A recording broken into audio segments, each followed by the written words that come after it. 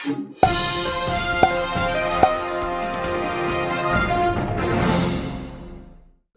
अस्सलाम वालेकुम। स्वागत है आपका वॉइस ऑफ मानवता न्यूज पर। और आप जुड़े हैं मेरे प्रोग्राम में जिसका नाम है तालीम जिंदगानी। आज हमारे साथ है जसबीर मैम। सत श्री अकाल मैम। वाहिगुरू जी खालसा वाहिगुरू जी फतेह जी। कैसे हैं आप? बिल्कुल ठीक। आप? मैं भी बिल्कुल ठीक हूँ। आज फिर से हम शिक्षा के बारे में बात करने जा रहे हैं। जैसे कि हमने लास्ट सेशन लिया था शिक्षा के बारे में, सबने अपनी अपनी राय रखी थी।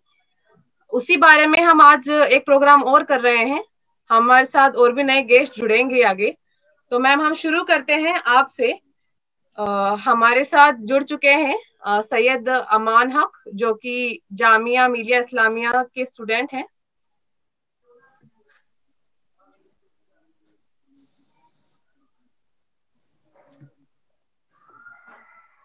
मैम मैं आपसे पहला सवाल करना चाहूंगी कि हमारा जो इंडियन एजुकेशन सिस्टम है वो किस तरह से खोखला हो गया है। हाँ जी, देखिए, इंडिया का जो सिस्टम था वो खोखला इसलिए हुआ है। सबसे पहले मैं थोड़ी सी उसके मतलब पीछे जो बैकवर्ड में बात करूंगी वो ये है कि तालीम सिर्फ किताबी अक्षर नहीं होता। तालीम होती है जो विचार, और ऐसे परिपक्व विचार जो हैं जो आपकी शख्सियत को घड़ देते हैं।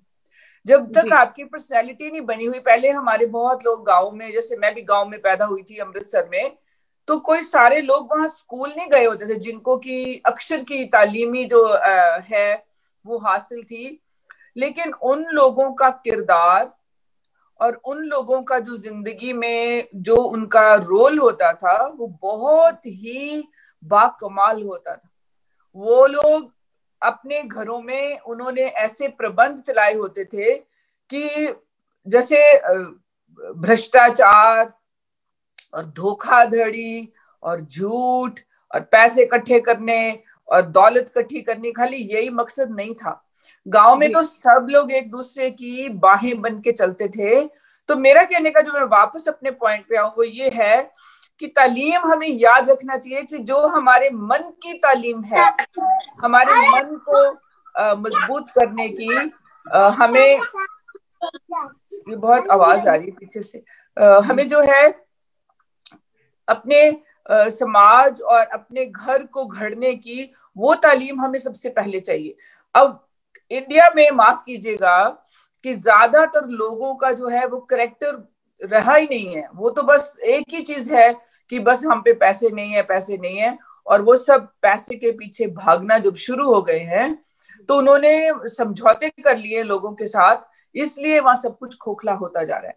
तालीम जो है वो सरकारी पहले होती थी, सरकार ने भी वहां सरकारें, क्योंकि अब गुंडों की सरकारें हैं, तो वो जी। गुंडों की सरकार जो है वो क्या चलाएगी? वो तो खुद ही वहां अनपढ़ लोग इतने बैठे हुए हैं वहां पार्लियामेंट में, आपको मालूम है, जिनके ऊपर लाखों मुकदमे हैं और वो बलात्कारी हैं, सब हैं। तो उनसे हम उम्मीद भी क्या करेंगे कि वो कैसा जो है वो एजुकेशन सिस्टम हमारे लिए घड़ के रखेंगे आम लोगों के लिए। जी। ये है बात हम जी। कहते हैं कि देश का विकास एक शिक्षित नागरिक से होता है, लेकिन अगर अभी हम बात करें तो जो गवर्नमेंट है वही शिक्षित नहीं है। नो। तो मैम इस बारे में क्या कहना चाहेंगे कि क्या रोल रहता है किसी भी नेता का देश के विकास में अगर वो एजुकेटेड हो? हाँ जी, बहुत बड़ा रोल है। देखिए, मैं अमेरिका की आपको बात बता सकती हूँ। यहाँ पे लोग जो दुनिया की टॉप की यूनिवर्सिटीज हैं, अब अमेरिका में सारी दुनिया में इससे लोग पढ़ने आते हैं, जैसे हार्वर्ड में, स्टैनफोर्ड में और येल में, ये बड़े बड़े यूनिवर्सिटियों के नाम हैं जिनका की बहुत रुतबा है। वहां से जो लोग लॉ पढ़े हुए हैं, पॉलिटिकल साइंस पढ़े हुए हैं, इकोनॉमिक्स पढ़े हुए हैं, मिलिट्री लॉ पढ़े हुए हैं, वो सेनेटर बनते हैं अमेरिका में। मैं ये नहीं कह रही कि अमेरिका में सब कुछ ही ठीक है, क्योंकि मैंने आपको अभी बताया कि हम बाहर की जितनी मर्जी शिक्षा प्राप्त कर लें, लेकिन अगर मैं अंदर से ही ठग चोर वाली बिरती है मेरा मतलब दिमाग ही वैसा है कि मैंने लोगों को ठगना है, उनको वर्गलाना है, उनको बर्बाद करना है, उनका फायदा उठाना है, और खासकर भोले लोगों का। इंडिया में बहुत सारे लोग बहुत भोले हैं, जो खासकर गरीब वर्ग है, जो जिनका एक्सपोजर नहीं है, जिनको ज्यादा दुनिया के बारे में पता नहीं है, उनको वर्गला लेते हैं लोग। जब वो वर्गला लेते हैं तो झूठी वोटें इकट्ठी कर लेते हैं, तो ऐसा है। लेकिन पढ़े लिखे बंदे जो दुनियावी तौर पर भी, जिनको अक्षर का ज्ञान हो, जिसको आत्मिक ज्ञान हो, जिसको आगे की भी थोड़ी दूरदृष्टि भी हो, ऐसे लीडर जब होंगे तभी कोई समाज का, उस देश का, उस कौम का भला हो सकता है। वरना वहां पे लूट और पाट। तायरा जी आप अपना अपना अपना कैमरा ऑन कीजिए, ऑन जी अपना अपना कैमरा ऑन कीजिए प्लीज। तो ये सब जो है ये चलता है। इसलिए हमें ये ध्यान रखना चाहिए कि जिसको भी हम लीडर को जता के अपने इलाके से आगे भेज रहे हैं, उसको हमें परख लेना चाहिए। लेकिन परखेंगे वही जो खुद भी पढ़े लिखे। अब पढ़े लिखे लीडर हवा में थोड़ी आ जाएंगे, वहां तो जम घटा बना लेते हैं लोग, अपने ग्रुप बना लेते हैं, जिसका भी ग्रुप हावी हो गया तो उसी का नेता बन जाएगा। तो ये सब ताना पेटा जो है ये साथ में चलता है। अनपढ़ लोग अपना पढ़ा लिखा लीडर कैसे चुनेंगे, और पढ़ा लिखा जो है वो अनपढ़ों की अगुवाई कैसे करे? वो तो बहुत विरले होते हैं जो बेचारे अपने गरीब लोगों की, अपने मजलूम लोगों की, अनपढ़ लोगों की अगुवाई करते हैं। उनके दिल में ये होता है कि हमने इनका भला करना है। वो मैं आपको सिख हिस्ट्री में से अपने हीरोज के नाम बताती हूँ जी। बाबा बंदा सिंह बहादुर इतने बड़े योद्धा थे जिन्होंने सारा जो उस समय गुलाम पंजाब था उसको हरा कर फिर उन्होंने क्या किया, क्योंकि तब भी मुजारे होते थे, बड़े बड़े जिम्मेदार होते थे, और जैसे छोटे छोटे किसान हैं वो सब उनके गुलाम होते थे, उन्हीं की जमीन पे काम करते थे, कुछ नहीं मिलता था और मर जाते थे, बस खाना पीना थोड़ा बहुत मिल गया। तो फिर बाबा बंदा सिंह बहादुर ने जब सरहंद को फतेह किया और आसपास के जितने इलाके थे उन्होंने सब, जो जमीन पे हल चलाता था उसको उन्होंने उस जमीन का मालिक बनाया। तब से पंजाब में ये जो सरदारों की, सिखों की बात चली, जब हमें जमीनों के मालिक बनाया, जो आज की मोदी सरकार उनसे छीन रही है, क्योंकि ये कॉरपोरेट घराने जितने भी ये अमीर लोग हैं उनकी गुलाम बनाना चाहती है। तो उसी का युद्ध चल रहा है दिल्ली के बॉर्डरों पे, चाहे वो राजस्थान से हमारे भाई आए, यूपी से आए, हरियाणा से आए, पंजाब से। आपको पता होगा कि राजस्थान का बहुत सारा हिस्सा और हरियाणा का बहुत सारा हिस्सा और वेस्टर्न यूपी का बहुत सारा हिस्सा, ये सारा पंजाबी था पहले। तो मेरा कहने का मतलब है कि हमें हर तरीके से शिक्षित जो लीडर है हमारा, जो अंदर बाहर से गुणों से भरा है, वो हमारा लीडर होना चाहिए, ना कि हुल्लड़बाजी में और पार्टीबाजी में और धर्म के नाम पर और उसके नाम पर हम जो चुन लेते हैं इनको। और चुनते भी कहाँ हैं, अब तो ईवीएम से सब लूट मची हुई है। जो ये इतनी गंदी सरकार उस देश के सर पे मड़ी हुई है, बैठी हुई है, वो इसीलिए है क्योंकि उनके पास सब हथकंडे हैं लोगों को बर्बाद करने के, लूटने के, वर्गलाने के और नष्ट करने के। जी मैम, अक्सर ये होता है कि गवर्नमेंट कहती है हमने इतने स्कूल बनाए हैं, हमने इतने कॉलेजेस बनाए हैं, लेकिन वहां पर अगर हम देखें तो शिक्षा का स्तर बिल्कुल भी नहीं है। जी जी जी, इसीलिए तो नहीं है, क्योंकि सारा जो कारोबार है, देखो जो शिक्षा का कारोबार है उसका वो कारोबार नहीं होता, वो बिजनेस नहीं हो सकता कभी भी। अगर तो वो बिजनेस के तौर पे लिया जा रहा है तो वही बर्बादी है, क्योंकि उसके पीछे व्यापारी की जो माइंडसेट है वो काम कर रहा है, जो बिरती जिसको हम बोलते हैं। तो जितने भी इन्होंने बनाए हुए हैं वहां पे इन्होंने फर्जी लोगों को पैसा लेके वहां पे शिक्षक लगाया है।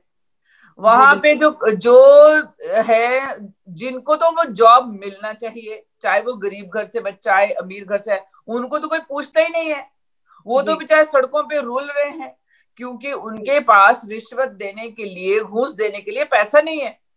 तो अब कोई मंत्री है, कोई शिक्षा मंत्री है, कोई है, ये सब आपस में मिलके जो ठग लोग हैं, इन्होंने शिक्षाधारियों को तो बाहर निकाल दिया। देखिए जेएनयू में क्या हुआ था अभी 2 साल पहले, उसको सारा बर्बाद किया। जामिया मिलिया में चले गए, फिर ये अलीगढ़ मुस्लिम यूनिवर्सिटी में चले गए, पंजाब यूनिवर्सिटी में इन्होंने सारा माहौल खराब करने की कोशिश की, गुरु नानक देव यूनिवर्सिटी जो अमृतसर में, वहां। तो कहने का मतलब है ये तो अब शिक्षा के जो बड़े बड़े हमारे महल हैं उनको ढाने की कोशिश करें, वहां गुंडे भेज देते हैं, ये एबीवीपी जो भी है, और आरएसएस सबसे बड़ी। हाँ, एक चीज और है, आरएसएस जो इतना बड़ा आतंकी संगठन है उस देश में, वो कुछ भी नहीं छोड़ेगा, क्योंकि उनका मुद्दा एक है कि वो सबको गुलाम करना चाहते हैं और सिर्फ ब्राह्मण सब पे राज करेंगे। इसलिए वो सब अब शिक्षा संस्थानों में घुस गया है, इसलिए वहां पे धीरे धीरे बर्बादी हो रही है, आपका इतिहास बदला जा रहा है, आपका मनोबल गिराया जा रहा है, आपकी शिक्षा को बेचा जा रहा है।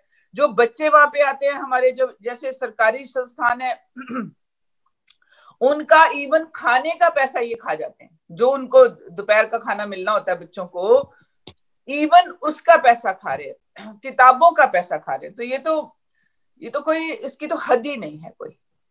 जी,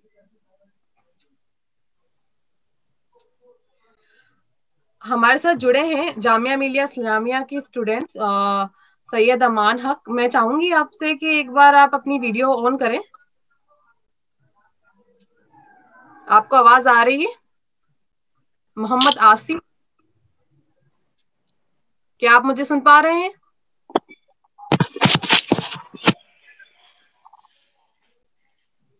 हेलो,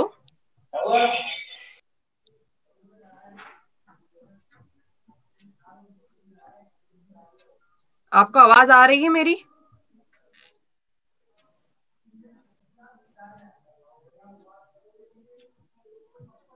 मेरे ख्याल से नेटवर्क इशू है। ताहिरा मैम, आपको आवाज आ रही है?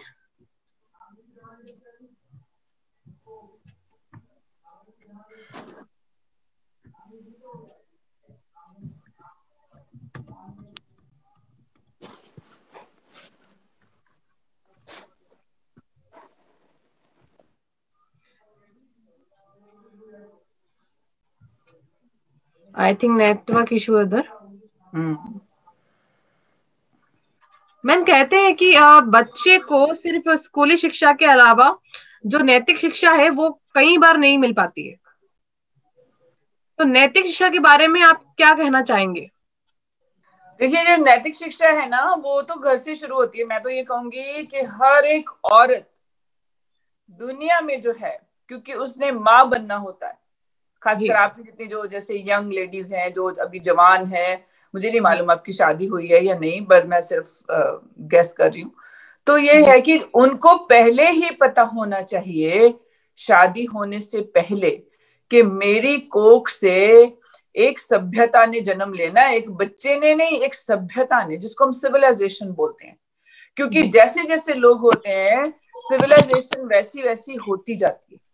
जी बिल्कुल। तो माँ को ये पता होना चाहिए कि मेरे बच्चे को जो पहली तालीम है वो तो मैंने देनी है। स्कूल तो बाद में जाता है 5 साल का होके, तब तक आपको मालूम होगा कि बच्चे का जो बुनियादी दिमाग है वो बहुत डेवलप हो जाता है। तब तक जी, जब वो डेवलप हो जाता है तो हम अपने बच्चे को क्या दिखा रहे हैं, क्या सुना रहे हैं, क्या उसके सामने बातें कर रहे हैं, किस लहजे में हम एक दूसरे से बोल रहे हैं, क्या उसके सामने डिस्कशन करें। क्योंकि बच्चा कुछ भी नहीं समझता, वो सिर्फ और सिर्फ आपको कॉपी करता है। जब वो आपको कॉपी करता है तो हम उसे क्या कॉपी करवा रहे हैं, हम उसे कॉपी क्या कर, लोग क्या करते हैं अक्सर, यंग जो जोड़े होते हैं, माँ बाप, वो समझाते रहते हैं बच्चे को। ये नहीं कि उसको समझाना नहीं चाहिए, लेकिन उसको मॉडल करवाना चाहिए समझाने से ज्यादा, क्योंकि बच्चा इतना समझ नहीं सकता। वो सिर्फ कॉपी, अगर आप पढ़ेंगे उसके सामने किताबें तो वो भी पढ़ेगा, अगर उसके सामने गाएंगे तो वो भी गाएगा, अगर बड़ों को जी जी करके मीठा बोलेंगे तो बच्चा भी मीठा बोलेगा, अगर बच्चे को गालियां सुनाएंगे तो वो भी गाली देगा। तो ये बात है, हमें नैतिक शिक्षा जो है उसको इतना पढ़ाने की जरूरत नहीं पड़ती, लेकिन उसको मॉडल करना पड़ता है। वी हैव टू मॉडल, और हम उसके सामने जितना मॉडल करेंगे उतना ही बच्चा हमारा जो है वो नैतिक जो कदरें कीमतें हैं उनको लेके वो चलेगा। वो ऐसा ही इंसान बनेगा जैसा उसका खानदान होगा। बहुत कम बच्चे होते हैं जो अपने माँ बाप से उलट चल पड़ते हैं या घर के माहौल से उलट जाते हैं, लेकिन ज्यादातर बच्चे वैसे ही होते हैं जैसा आपका घर है, जैसे आपके माँ बाप हैं, जैसे आपके दादा दादी चाचा चाची, या जो माहौल जहां पर वो बच्चा पनप रहा है, चाहे वो गांव हो या शहर हो, मोहल्ला हो, तो उस चीज का उसके ऊपर 8-9 साल की उम्र के बाद बहुत ज्यादा असर हो जाता है क्या वो सुनता है, क्या वो खाता है। तो नैतिक जो कदरें कीमतें हैं ये माँ को, क्योंकि माँ का जो रिश्ता बच्चे से है वो 9 महीने पहले ही जुड़ जाता है। जब बच्चा कोख में पेट में आ जाता है तो माँ को ये समझना चाहिए कि मैं क्या पढ़ रही हूँ, मैं क्या सोच रही हूँ, मैं क्या खा रही हूँ, मैं दूसरों से कैसे पेश आ रही हूँ, मुझे गुस्सा आ रहा है। ये सब चीजें बहुत ज्यादा मैटर करती हैं।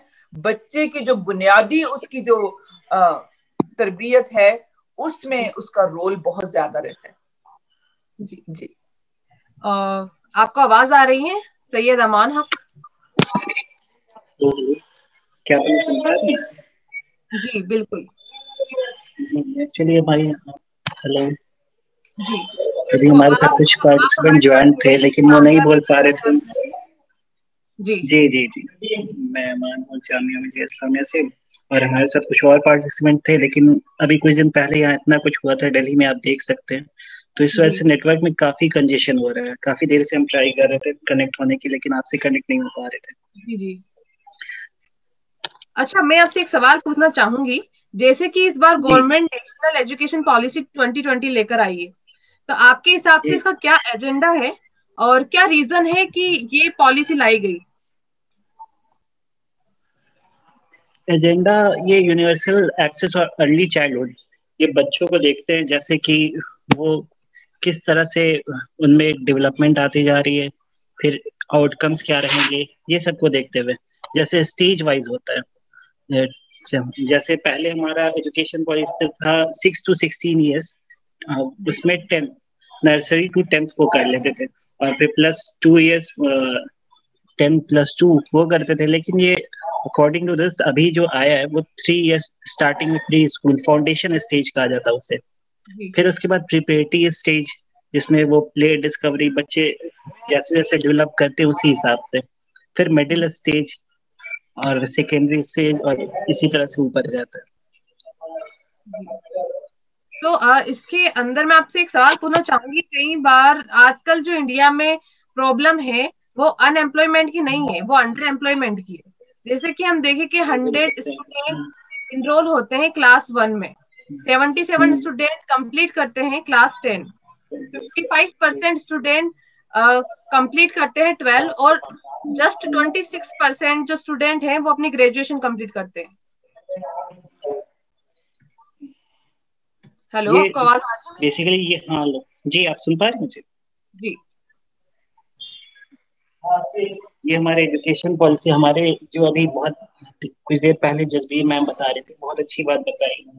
जी वही टीचर्स के बारे में बताई कि आप किसी भी स्लम एरिया में चले जाइए, वो तो वहाँ टीचर्स जो आते हैं वो बस इसी तरह आ जाते हैं, उनका पढ़ाना मकसद नहीं होता। वो एजुकेशन हमें नहीं मिल पाती, जो बच्चों को एजुकेशन देनी रहती है वो नहीं मिल पाती, और वो बस ऊपर ऊपर से निकल जाते हैं। वो अपना जैसे काम निभा रहे, रिस्पॉन्सिबिलिटी नहीं देते उधर, जी। और बच्चों के पास लैक ऑफ नॉलेज की कमी रह जाती है, जिसकी वजह से ही प्रॉब्लम आती है। कई बार ऐसा होता है कि सेल्फ मोटिवेट नहीं हो पाते स्टूडेंट, मोटिवेशनल हाँ की जब, कहीं मोटिवेशन नहीं रहता बच्चों के पास। ये भी एक कमी पाई जाती है कि हमारा देश जो है बहुत पिछड़ा हुआ है एजुकेशन के मामले में। हमें जब नॉर्मल से सब्जेक्ट बस हिंदी इंग्लिश मैथ्स यही सब लेकर चलते हैं, अगर आप बाहर में ध्यान देंगे, बाहर में देखेंगे तो पर्सनालिटी डेवलपमेंट, वो एक्स्ट्रा करिकुलम एक्टिविटीज, उस पर काफी ध्यान देते हैं। और हमारे में बस सिंपल से सब्जेक्ट चलते हैं, वो भी टीचर ठीक से पढ़ा नहीं पाते, ऐसे जैसे बस अपनी जिम्मेदारी पूरी कर रहे हो, सिलेबस उन्हें पूरा करना, किसी तरह पढ़ा कर निकलो, अपनी जिम्मेदारी से भाग रहे हो। जी बिल्कुल। तो मोस्टली यही रहता है कि जो टीचर्स हैं वो फोकस नहीं कर पाते हैं स्टूडेंट्स पर। जी जी, नहीं कर पाते। जी। तो जसप्रीत मैम, आप क्या कहना चाहेंगे इस बारे में? देखिए, मैं तो सबसे पहले जैसे अभी हमारे भाई ने बताया, वहां पे सब सिफारिशी और करप्शन चल रहा है।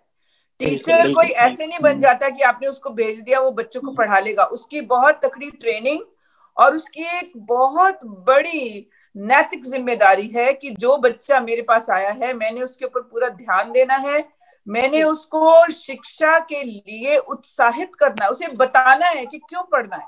अब हम अमेरिका में हैं, ये नहीं कि यहाँ पे भी सब सही है या कोई ऐसी प्रॉब्लम नहीं, बहुत बड़ी बड़ी प्रॉब्लम्स हैं, लेकिन हम बच्चे को मोटिवेशनल तरीके से बहुत बार बताते हैं कि तुम्हें पढ़ने की जरूरत क्या है और क्या होगा, क्यों पढ़ रहे हो तुम और क्या होगा। उसमें से समझ लीजिए चाहे 10 में से 4 बच्चे भी 5 बच्चे भी समझ गए तो हम समझते हैं हमारा काम हो गया है, जो बच्चा मोटिवेट हो गया है। सबसे बड़ी बात है बच्चा तभी पढ़ेगा जब उसे ये मालूम होगा कि मेरा इस पढ़ने से मेरा क्या भला होगा, मेरे परिवार का क्या भला होगा। जब वो देखता है उस देश में कि मेरे गरीब, खास करके जो बच्चा है हमारा स्लम एरिया में है, गांव में है, उसके घर में कोई पढ़ा लिखा नहीं है, तो वो देखता है इनकी जिंदगी जैसी मेरी जिंदगी होनी है। ज्यादातर बच्चे ऐसे सोच लेते हैं, इसलिए वो पढ़ने से जी कतराते हैं। लड़कियों को पहले ही बता देते हैं, मतलब शुरू से उस देश में मतलब इतनी बुरी बातें बोली जाती हैं लड़कियों के आसपास, ले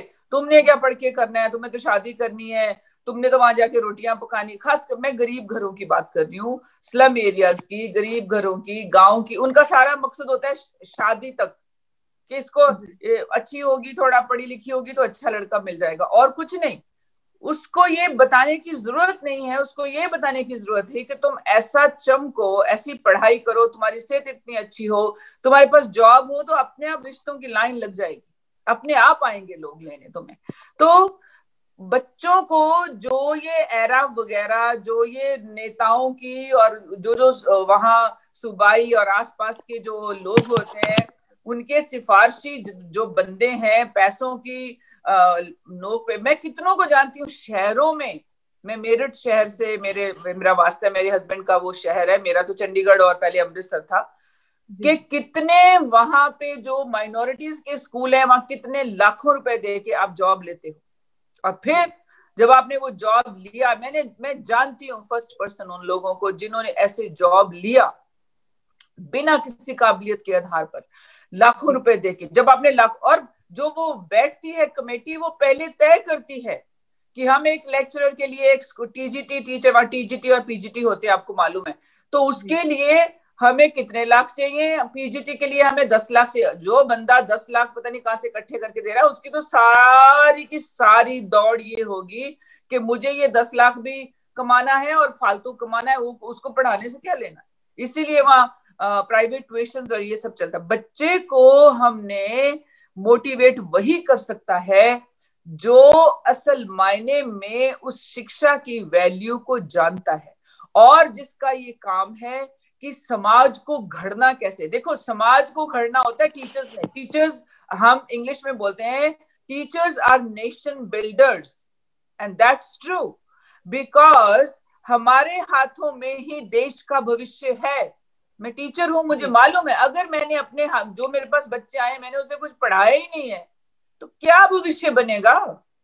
इसीलिए तो भविष्य वहां नहीं बना। सारे करप्ट, सारे साधु बाबा, नंगे, मतलब धूर्त जो मूर्ख दुनिया के लोग हैं, वो वहां चढ़ के सत्ता में बैठे हुए हैं। किसी की मजाल नहीं है उन्हें वहां से हिला दे, क्योंकि गुंडों के हाथ में देश चला गया सारा। तो बाकी लोग जो है वो डरपोक बन के तो बैठे हुए हैं, हमें तो रोटी नहीं मिल रही जी, हमें ये नहीं मिल रहा। अरे तुम उठो तो सही, तुम खड़े हो और ये आंदोलन खड़े करो कि ये जो गंध है तुम्हारे देश में से साफ हो। किसी ने बाहर से आके तो साफ नहीं करना, खुद ही करना पड़ेगा ना। तो टीचरों को चाहिए, जो टीचर हैं असल मायने में अपने आप को मानते हैं, जो पढ़े लिखे हैं, वो खड़े हों और अपने हक मांगने शुरू करें, तब ये सफाई होगी, वरना नहीं होगी। जी बिल्कुल मैम, आपने सही कहा है। सैयद अमान, मैं आपसे एक और सवाल पूछना चाहूंगी। जैसे कि आपने बताया था नेशनल एजुकेशन पॉलिसी के बारे में, तो क्या जरूरत है, आपको क्या लगता है कि क्या जरूरत है इस पॉलिसी की, क्या फायदे हैं और क्या नुकसान होंगे? फायदे को जहां तक हम देखें तो अभी इस पे वर्क चल रहा है, काम चल रहा है, और अभी हायर एजुकेशन में ही इसे लाया गया है। हायर एजुकेशन जैसे अगर मास्टर्स कर लेते तब पीएचडी में पहले एमफिल प्लस पीएचडी था, दोनों पहले कंबाइंड था, लेकिन अभी ये दोनों को अलग कर दिया गया। और अभी नेक्स्ट ईयर 2021 नहीं 22 से फिर बच्चों में भी लाया जाएगा, मतलब फ्रॉम नर्सरी टू स्टार्ट हो जाएगा, स्कूलिंग में भी बच्चे वैसे ही आएंगे।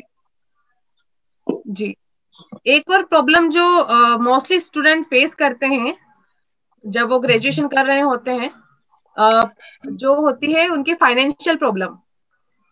जी, कई बार बच्चों को लोन लेना पड़ता है, जो कि उनकी फैमिली अगर अफोर्ड नहीं कर पाती है फीस, तो वो देना पड़ता है। तो आपको क्या लगता है कि गवर्नमेंट को एक ऐसा प्रोग्राम बनाना चाहिए नेशनल स्कॉलरशिप का, जिससे कि स्टूडेंट को फायदा हो, और स्टेट गवर्नमेंट को भी ये प्रोग्राम को बढ़ावा देना चाहिए?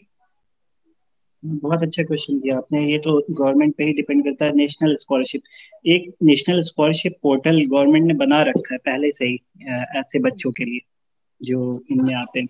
लेकिन मैम ने अभी कुछ बताया था कि हमारा देश गुंडों के हाथों में चला गया। तो उनके पास, जिनके पास पहुंचना पाई चाहिए ये फंड उनके पास नहीं पहुंच पा रहा है, दूसरे के पास चला जा रहा है। इतना करप्शन यहाँ हो चुका है कि उन बच्चों तक ये पैसा नहीं जा पा रहा है। जी, ये पहले ही से बना चुके हैं, पॉलिसी है गवर्नमेंट की, स्कॉलरशिप देते हैं, लेकिन अभी कुछ ही साल से देख रहे हैं कि उन तक नहीं पहुंच पा रहा है। जैसे लास्ट ईयर, मैं भी यहाँ का स्टूडेंट रहा हूँ, तो लास्ट ईयर में बहुत बहुत से बच्चों ने अप्लाई करा था, लेकिन उनके पैसे अभी तक नहीं है। 2019 की मैं बता रहा हूँ, उन्होंने अप्लाई किया था। NSP नेशनल स्कॉलरशिप पोर्टल है, आप सर्च करेंगे तो मिल जाएगा गूगल पे। तो 2019 के पैसे आप अभी तक नहीं आए, तो आप क्या गवर्नमेंट से क्या उम्मीद कर सकते हैं? जी बिल्कुल। देश के विकास के लिए सबसे पहला जो कदम होना चाहिए वो होना चाहिए कि देश में हम जिसका भी चुनाव करते हैं, जो कि जैसे कि हमारे प्राइम मिनिस्टर हुए या कोई भी ऐसा नेता जो कि हमें मार्गदर्शन करता हो, इस देश को आगे बढ़ाने के लिए सबसे ज्यादा जरूरी जो है वो है उनका पढ़ा लिखा होना। तो ये हमारी जिम्मेदारी होती है कि कई बार हम जिनका चुनाव करते हैं, हम जिनको वोट देते हैं, वो हम सिर्फ एक पार्टी या धर्म के बेस पर, आजकल जो एजेंडा चल रहा है पार्टी और धर्म के बेस पर चुनाव जो आजकल हो रहे हैं, उसको ना करके आप एक पढ़े लिखे इंसान को वोट दें ताकि इस देश का विकास हो सके। जी जी कुछ मैम, देर आप पहले क्या? मैम भी बता रही थी ये जामिया, JNU और अलीगढ़ के बारे में, कि यहाँ इनसा इतना कुछ हुआ था। तो इन सब को भी देखकर लोगों को अब तक समझ जाना चाहिए था कि क्या चल रहा है क्या नहीं हमारे देश में। यहाँ कोई भी आवाज उठाना चाहता है तो उनकी आवाज दबाने के लिए कुछ ना कुछ किया जाता है। अब यहाँ बच्चे थे, स्टूडेंट थे, इस वजह से इनकी आवाज दबाने के लिए पुलिस के यहाँ अंदर घुसवाया, कुछ भी किया, इन पे फोर्स डाला गया, तो बच्चे थे, ये कुछ नहीं कर पाए। अब कुछ दिन पहले 26 जनवरी को जो यहाँ हुआ, फिर से फोर्स डाला गया, इन पे दबाव डाला गया कि हाँ ये आवाज ना उठाए, इन्हें डराया जाए। लेकिन ये तो मानने वाले नहीं, ये अलग से फिर से वार किए, और ये काफी हिंसक रूप ले लिया था। अभी तक इन सब चीज को देखते हुए लोगों को समझना चाहिए था कि इस बीच में किसका घाटा हो रहा है। नुकसान तो हमारा ही हो रहा है, गवर्नमेंट तो ऊपर से बैठकर अपना शासन कर रही है, और उन्हें जैसे चाल चलना चाहिए, पुलिस को भेजना चाहिए उसको भेज रहे, उससे उनका तो कोई नुकसान नहीं हो रहा है। नुकसान तो हमारा इधर हो रहा है, लोगों का हो रहा है। जवान, किसान, ये सब कौन है? हम तो देश के हिस्सा है ना। जी बिल्कुल। इस पूरे जो हुआ था, जो स्कूल कॉलेजेस में जो गवर्नमेंट ने करवाया, एक गवर्नमेंट बेस ही एजेंडा मानकर चलते हैं हम इसको, एक्चुअली गवर्नमेंट बेस ही था वैसे। इसकी पूरी झलक वैसे अगर कहा जाए तो जो तांडव मूवी बनाई गई है उसमें देखने को मिली है। तो एग्जैक्ट वही सीन जो क्रिएट किए गए हैं, वही जो एजेंडा चलाया गया है स्टूडेंट को दबाने के लिए, उनको फंसाने के लिए। तो ये गवर्नमेंट एक ऐसी गवर्नमेंट है जो कि स्टूडेंट शिक्षा को बढ़ावा नहीं दे रही है, ये बच्चों को डरा रही है, और हर एक धर्म को अलग अलग बांटकर उसको आतंकवादी बना रही है। किसी को खालिस्तानी बना दिया, किसी को क्या। पर जब भी कोई अपनी हक की बात करता है तो गवर्नमेंट और उनके जो फॉलोअर्स हैं बेसिकली वो उनको एक देती है। बिल्कुल जी बिल्कुल सही कह रही हैं। तो यहाँ पर हम सबका फर्ज बनता है, जो हम परिस्थितियां देख रहे हैं, जो माहौल आजकल हो रहा है जसबीर मैम, जैसे कि भी किसान आंदोलन में जो भी हादसे हुए हैं, सिंधु बॉर्डर पर जो हुआ है, इसको देखते हुए जो पढ़े लिखे लोग हैं एटलीस्ट उनको सोचना चाहिए, क्योंकि अभी भी जो देश के पढ़े लिखे लोग हैं उनकी आंखें नहीं खुल पा रही है। देखिए, मैं आपको सिर्फ एक चीज बता दूं, मैं क्यों, ये नहीं कि किसी को मैं उकसा रही हूं या मैं गलत बात कर रही हूं। किसान आपको खाना उगा के दे रहा है। अच्छा, आज तक इस गुंडे सरकारी लोगों ने उनकी जमीनों की तरफ पहले नहीं देखा था, तो उस देश में आम बंदे को खाना मिल रहा है, गरीबों को भी, किसानों को भी, जो कम कमाते हैं उनको कम से कम रोटी तो मिल रही है। वहां जाके मैं अपने परिवार की आपको बताती हूँ, अमृतसर में मेरा जन्म हुआ था, तो 3 परिवार तो हमारे घर में ही पलते थे। उनके बच्चों की शादियां मेरे पापा ने की, उनको स्कूल भेजना, उनको काम देना, उनको पैसा देना, सब घर भी बना के दिए थे हम ही ने। अब कहां से करेंगे जब सब कुछ छीन लेंगे। आज के दिन आप समझ लें, आप जो वहां के युवा हैं, अगर आप आज नहीं उठे, ये अब किसान आंदोलन नहीं है, ये जन आंदोलन है। आपके हकों की नहीं, आपकी नस्लों की लड़ाई है। ये अब आपकी नस्लों की लड़ाई है। जो अपनी फसल और नस्ल नहीं बचा पाएंगे वो उसमें मलिया मेट हो जाएंगे। और क्योंकि वहां एक एजेंडा है, वो किसी और माइनॉरिटी को जीने नहीं देंगे, इसलिए वो सारी यूनिवर्सिटियां तोड़ रहे हैं। जब आपके अंदर डर और खौफ इतना भर दिया, आप तो जीने के लायक भी नहीं देंगे ना। जिसके अंदर इतना डर भर गया उसने क्या जीना है? आपका जीना क्या, रोज रोज का मरना है। तो हर एक वर्ग में जहां आप रहते हैं वहां से लोगों को मोबिलाइज करके आप जन आंदोलन बनाएं। It's a revolution. If you do not become a part of this revolution, you will always regret. आपको किसी ने नौकरी नहीं देनी, आपको जीने तक नहीं दिया जाएगा। आपका अभी शाहीन बाग का मोर्चा हुआ था ना पिछली बार, क्या हुआ था, क्यों मारा? अब जो पहले ये उन्होंने 26 तारीख को ट्रैप किया है सारे लोगों को, trap. It was a government trap, ताकि फिर उनको बदनाम करें। अब जो सोशल वहां पे उनके मीडिया पे चल रहा है, गोदी मीडिया पे, गोदी मीडिया मोदी का नहीं है, गोदी मीडिया कॉर्पोरेट होम्स का है, Adani Ambani, which is a new world order. ये जो आपके हमारे जो साथ जुड़े हुए हैं, मे बी मेरे बेटे के सवानी हो या मेरे भाई हो, इनको मालूम होगा कि there is a new world order, क्या, जिसमें अमीर सारी दुनिया पे राज करेगा और हम सब उनके गुलाम। और बहुत शिक्षा का बहुत बड़ा एक पार्ट है अगर देखा जाए तो। ये अगर बहुत से लोग जो हैं वो चाहते हैं कि एजुकेशन सिस्टम ना बढ़ सके, जो गरीब इंसान है उसके घर में जो बच्चे हैं वो ना पढ़ सके। तो ये एजेंडा कहीं ना कहीं अगर लोग समझ रहे हैं इस बात को, तो उनको समझना चाहिए। और हर एक घर से, चाहे वो दलित हो, चाहे वो रूरल एरिया से बिलोंग करते हो स्टूडेंट, उन सबको अब अपनी पढ़ाई पर ध्यान देना चाहिए। उनको देखिए, ये नहीं कि वो पढ़ने नहीं दे रहे हैं, पढ़ भी लोगे तो नौकरी नहीं देंगे ना, उनको ये समझना है। कई बार ऐसा होता है कि जो बच्चे पढ़ रहे होते हैं, कई बार ये ऐसी सिचुएशन क्रिएट करते हैं कि वो पढ़ाई छोड़कर सिर्फ एक अपने जो बिजनेस होता है, चाहे वो फादर का हो या कोई और बिजनेस हो, चाहे वो कोई मैकेनिकल वर्क हो, उसमें चला जाता है जो छोड़कर। जैसे कि मैंने आपको रेशियो बताया था कि 100 जो स्टूडेंट है उनके इनरोल होते हैं क्लास 1 में, उसके बाद जो 77% स्टूडेंट है वो 10 कंप्लीट करते हैं, 55% जो है वो 12 करते हैं, और ग्रेजुएशन जैसे जैसे ग्रेजुएशन में आते हैं वो जो आंकड़ा है वो 26% हो जाता है। तो कहीं ना कहीं ये चीज है कि जो बच्चा है वो पढ़ने की तरफ नहीं जाकर और सिर्फ भटक रहा है, उसको प्रॉपर मोटिवेशन नहीं मिल पा रहा है, क्योंकि पर्सनैलिटी डेवलपमेंट उस कंट्री में नाम ही नहीं है। बहुत गिनी चुनी जो इंस्टीट्यूशंस हैं शहरों में, जस्ट मैं चंडीगढ़ में पढ़ी हूँ, और जैसे दिल्ली में है, आप कहीं बड़े शहरों में थोड़ा बहुत बच्चे को फर्क पड़ेगा माहौल को देखकर। लेकिन बच्चे को एक पुख्ता और सही, मजबूत, समझदार इंसान बनाने के लिए होती है शिक्षा, खाली ABCD और मैथ पढ़ाने को नहीं होती है। सही और गलत का फर्क बताती है शिक्षा। हाँ, सही गलत का फर्क आपको बहादुर बनाती है, आपको रोशन दिमाग बनाती है, आपको दूसरों का मसीहा बनाती है। दूसरों का मसीहा मीन्स मैं तेरे लिए खड़ा होऊंगा, मैं गरीब के लिए खड़ा होना है, मुझे औरतों के लिए खड़ा होना है, मुझे अपने बच्चों के लिए खड़ा होना है। ये चीजें आपको भारत में कहाँ गई? ये सारी चीजें अब तो दिखती नहीं कहीं पर भी। और जो कर रहे हैं, जो करते हैं, उन्हें को पाकिस्तानी आतंकवादी, ये तो हाँ मैं खालिस्तानी हूं, क्योंकि खालिस्तानी कोई गाली नहीं है, इन्होंने तो गाली बना दिया। सारे भाई जो हमारे राजस्थान, हरियाणा से, यूपी से, वो कहते हैं हम सब मतलब क्या हुआ? खालिस्तानी का मतलब आजाद पसंद हस्ती हूं मैं, आजादी पसंद हस्ती हूं।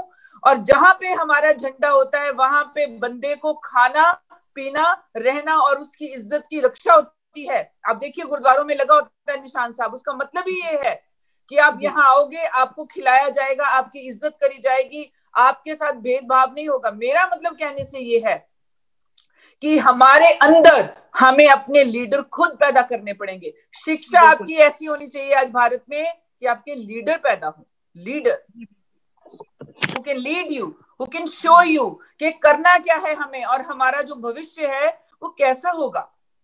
ये नेता थोड़ी आपको भविष्य देंगे कोई, ये नहीं देंगे। जी बिल्कुल मैम, आज की इस डिबेट में काफी सारे पॉइंट्स क्लियर हुए। शुक्रिया सैयद अमान जो आपने हमारा प्रोग्राम ज्वाइन किया। शुक्रिया Jasbir ma'am, thank you so much. Thank you जी। वाहिगुरू जी खालसा वाहिगुरू जी फतेह। Thank you. Thank you.